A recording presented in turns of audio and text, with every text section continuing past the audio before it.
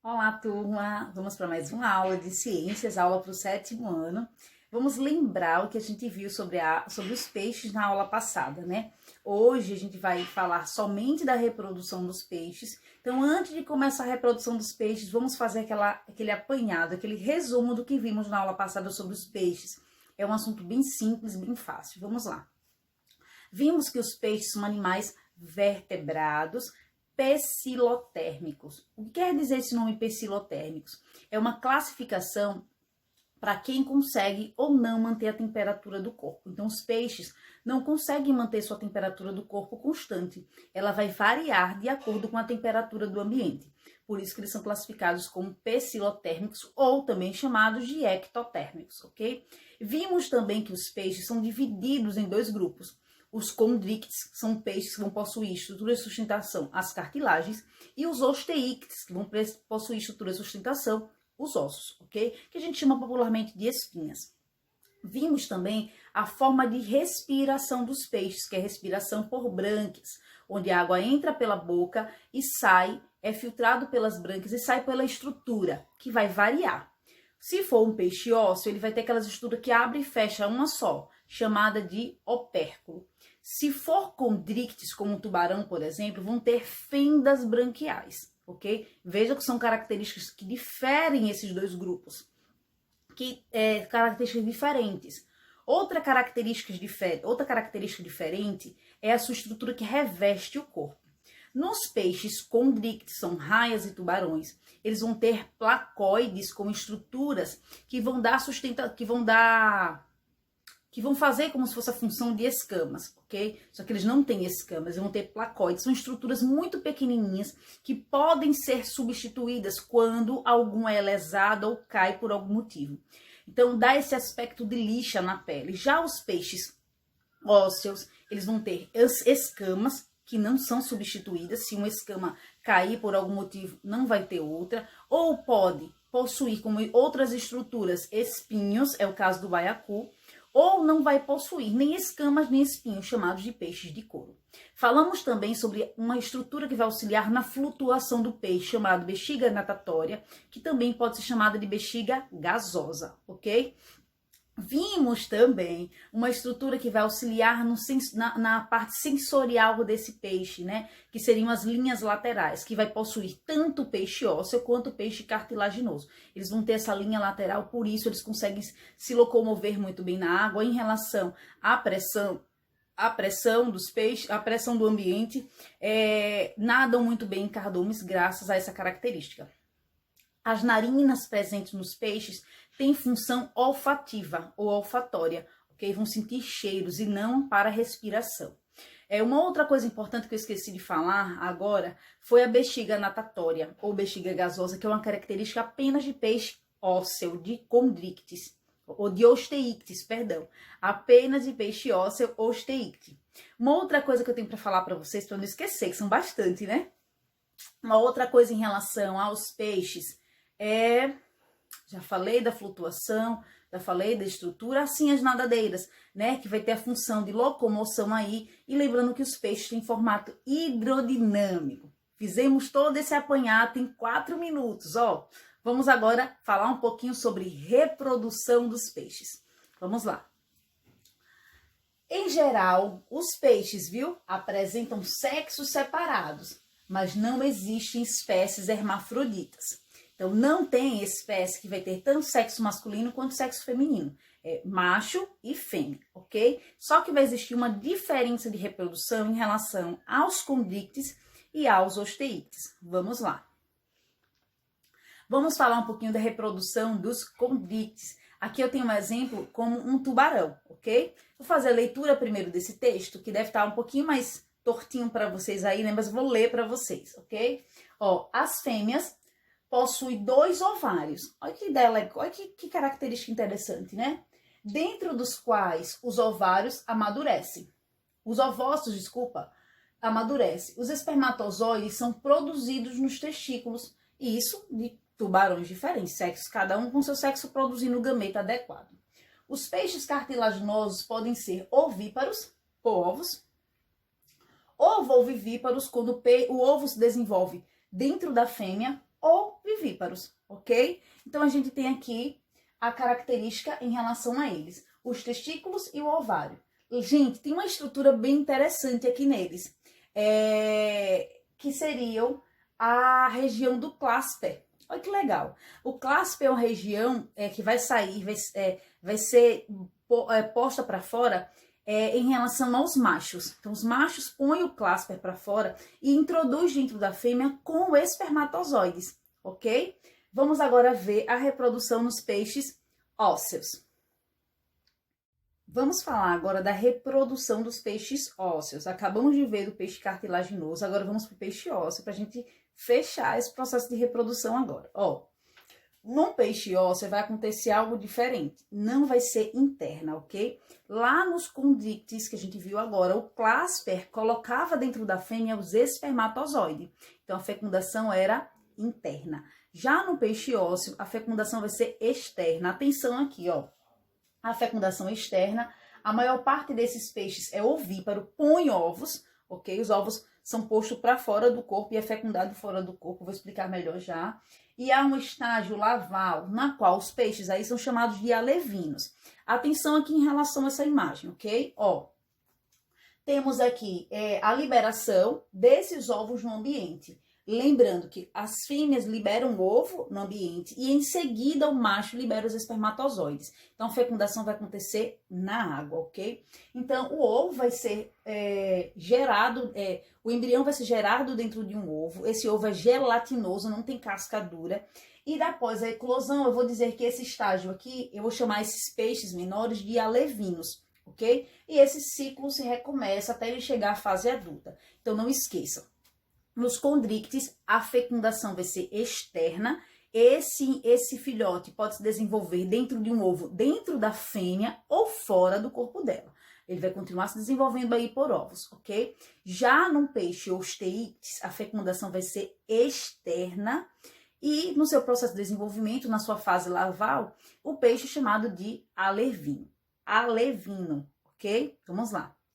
Aqui a gente tem o trabalho parental dos peixes, é bem legal essa parte. Ó, a gente tem um peixe aqui carregando os ovos na boca. A gente costuma chamar isso de trabalho parental. Muitas vezes essa carga aí fica reservada para o macho ou para a fêmea, vai depender muito da espécie. Já aqui a gente tem um cavalo marinho. Esse cavalo marinho, ele carrega todos os seus filhotes dentro da sua barriga, aqui dentro dessa bolsinha. E ele espera com que todos os filhotes se desenvolvam aí até o seu momento de nascimento. E aí a gente tem liberação, tá vendo? De vários cavalos marinhos. Muito linda essa imagem, não é mesmo? Vamos lá. Agora, a gente vai ter, na próxima aula aí, atividade de correção da atividade da aula passada, ok? Aguardem aí e peguem o material de vocês para fazer a correção. Então, turminha, vamos agora fazer a correção da nossa atividade. Essa atividade foi uma atividade online na plataforma sobre o assunto peixes. Vimos na aula passada várias características em relação aos peixes, suas divisões em condrictes e osteíctes, sua forma de respiração, a função da bexiga natatória ou bexiga gasosa. Vimos a função também sensorial da linha lateral, para que serviam as nadadeiras. Vimos as características relacionadas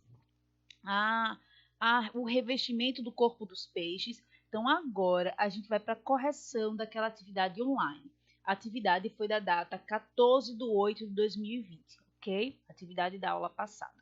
Vamos então prosseguir. Nessa primeira questão, lá online, não tinha essa imagem. Eu coloquei essa imagem agora ilustrativa para a gente, ok? Vamos então. Os peixes são animais aquáticos e pecilotérmicos, ele está afirmando aqui. O que é um animal pecilotérmico? Aquele que não consegue controlar a temperatura corpórea. Então, a temperatura vai variar de acordo com a temperatura do ambiente, ok? Divide-se em dois grandes grupos. São os condrictes, que são animais cartilaginosos, e os osteíctes, que são, como estrutura de sustentação, os ossos. Aqui eu trouxe alguns exemplares dos condrictes, que são o badejo, a raia e tubarão. Elas vão ter como estrutura de sustentação do corpo as cartilagens, ok? Principalmente na região mais posterior, mais atrás do peixe, ok? A região da mandíbula, por exemplo, do tubarão, aqui é óssea. Aí vejam bem, gente, cuidado. Ele dá várias características aqui em cima, mas a pergunta é essa. Qual o tipo de sustentação do corpo dos condrictes? Ele só quer saber qual é a forma de sustentação. É a quitina, que sustenta o corpo desses tipos de peixe? São ossos? São cartilagens? Ou são calcários? A gente viu agora, os condrictes são peixes cartilaginosos. Então, a alternativa correta seria a letra C. Vamos para a próxima questão. Segunda, os peixes são animais. Ele não diz outras características para a gente marcar. A gente tem que ver aqui entre essas qual a correta característica em relação aos peixes. Os peixes são animais que mantêm a temperatura do corpo constante? Não. Os peixes são pecilotérmicos. Quem mantém a temperatura constante a gente chama de endotérmicos, ok? Vamos para a letra B. Os peixes são animais com esqueleto ósseo e cartilaginoso. Então, a gente vai ter representantes ósseo, que a gente vai chamar de osteíctes, e a gente vai ter representantes com corpo de sustentação, como estrutura de sustentação cartilagem, que a gente vai classificar como condrictes.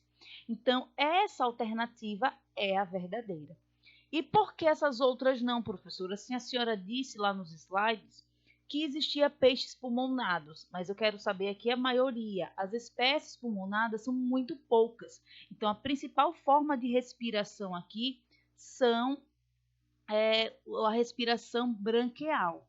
A gente vai ter peixes pulmonados, mas eles não vão ter pulmões, ok? Vão ter como estrutura que vai auxiliar na troca gasosa aí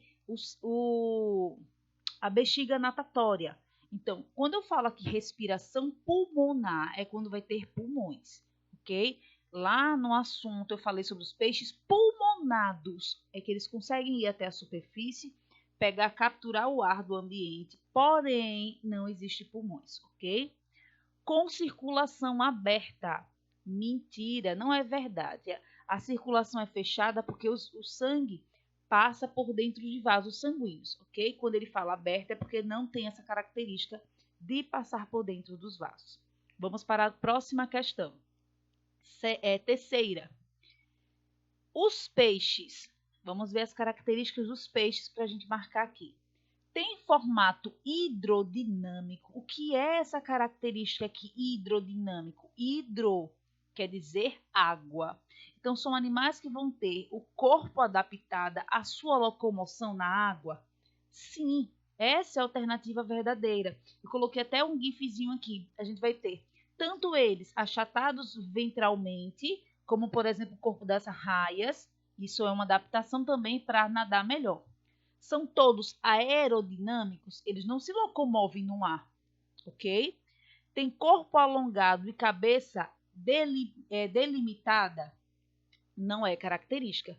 São todos fuciformes? Também não. Então, a principal característica aqui seria a letra A. Vamos lá para a próxima questão.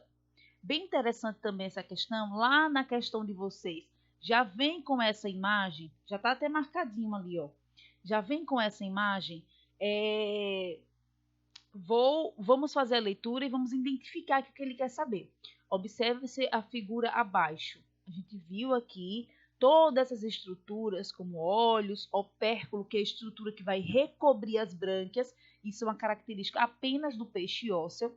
Ele mostra aqui os tipos de nadadeira e mostra essa linha com essa interrogação. E aí ele vem, a função da parte indicada pelo ponto de interrogação é: que estrutura é essa indicada aqui por essa seta com uma interrogação? Está se referindo à nutrição dos peixes? Não, que isso não tem relação com o sistema digestório, também não tem sentido com o sistema circulatório, nem respiratório. Aí é a linha lateral.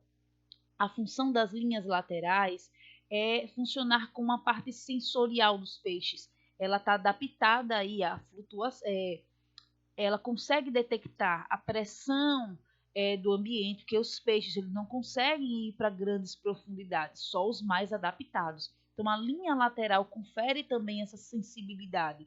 Do mesmo jeito, em nadar em cardumes, eles nadam muito bem em cardumes, São vários peixes, eu mostrei para vocês lá no slide também, um gifzinho de uma foca querendo pegar os peixes no cardume e eles se saem muito fácil, né? Eles acabam abrindo espaço assim e não se chocam um no outro porque essa linha lateral não permite com que isso aconteça. Vamos lá então para a próxima questão. Bem interessante também, essa questão já vem marcadinha aqui, mas eu vou explicar para vocês com auxílio dessa imagem que não tem na questão de vocês, ok? Eu coloquei aqui na forma de correção para poder explicar para vocês. Os peixes respiram por brânquias, já está marcado, é a resposta correta. Por traqueias, a respiração aqui vai ser dos artrópodes. Lembra dos insetos que eu mostrei que eles vão possuir vários tubinhos laterais, são as traqueias.